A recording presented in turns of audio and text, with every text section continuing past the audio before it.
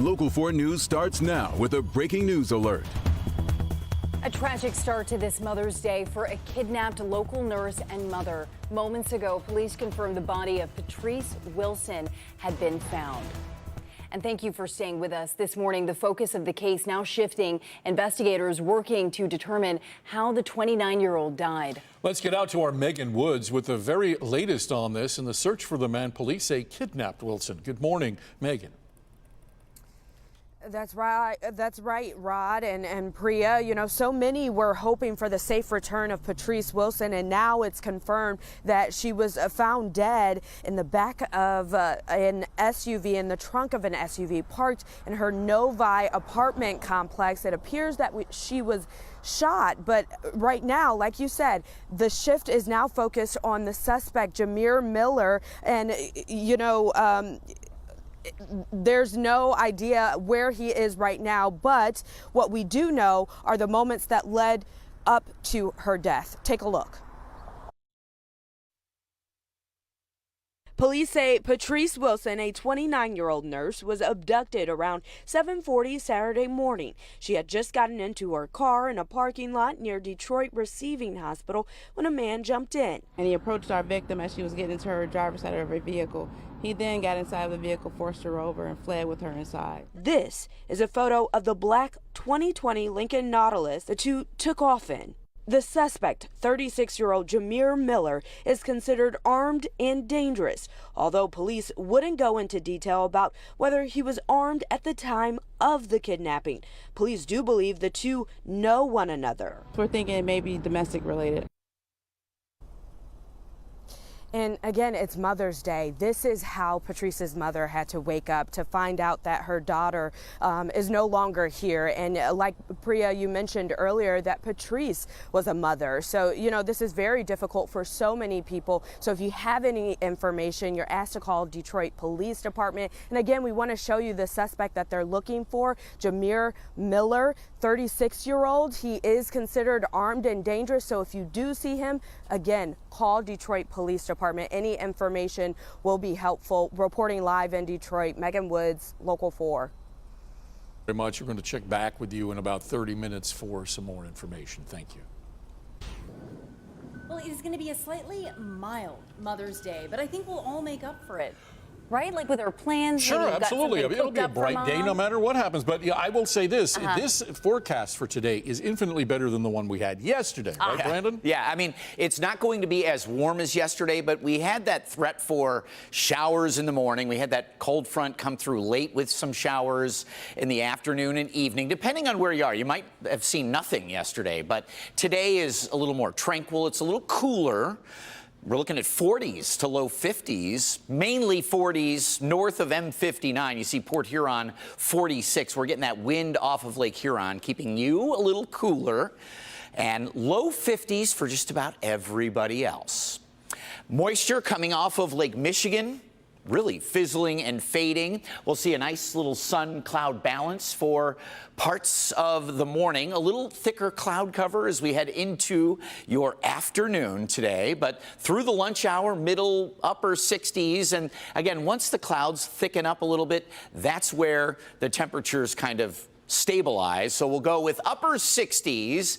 Get out there and enjoy it. It's going to be a comfortable day today, guys. Thank you, Brandon. Friends and family came together last night to remember the victim in a deadly shooting at a Detroit gas station. Gregory Carlos Samuel Fortner Kelly was one of the 3 people shot last week at the mobile gas station on West McNichols at the Lodge. Police say that the men were trapped inside the gas station during a dispute between the clerk and Anthony McCrae. Kelly died from his injuries, and family members say that they're trying to cope with a huge loss. Anthony McCrae is charged with murder and attempted murder. Another vigil is planned for today, this one for Oakland County Health Division Chief Dr. Calandra Green. Dr. Green and her husband Charles were found shot to death in their Pontiac home in a murder-suicide. She was just 50 years old. Later this evening, members of the community will join her family to hold a prayer vigil. It will begin at 8 o'clock on Alhambra Street in Pontiac. And 2 people are dead, 3 others injured after a shooting in downtown Augusta, Georgia. Was the latest in a string of shootings that claimed 5 lives in just the last 2 days. Officials with the Richmond County Sheriff's Office confirmed that there was an event at a motorcycle club where words were exchanged between people. Shots were then fired. Upon arrival, deputies found 5 people who had been shot. 2 of those victims died at the scene. Deputies are investigating the license plates of the motorcycles to identify suspects and where they're from. Betsy Sena emerged victorious overall, and Leonard Kohrer was victorious amongst the 2023 Grand Rapids Michigan Riverbank Run. The 25K is the largest road race of its kind in the country and the national championship event for USA Track and Field. Betsy Sena crossed the finish line first to win the 46th annual Amway Riverbank Run. That's the women's division 25K. Yesterday, she was followed shortly thereafter by Leonard Kohrer, who is now a back-to-back men's river champ run, or make that championship of the run. They each earned $10,000 first place prizes. And now let's get over to Jamie because she has the rest of the sports. And we will get to Jamie in just a second. We do want to start with Florida Governor Ron DeSantis and the major step that he's taking toward a run for president. DeSantis is likely to make his intentions official by the end of the month. DeSantis' stop in Iowa today came with the wind at his back. A super PAC supporting the governor announcing the endorsement of 37 Iowa Republican state lawmakers.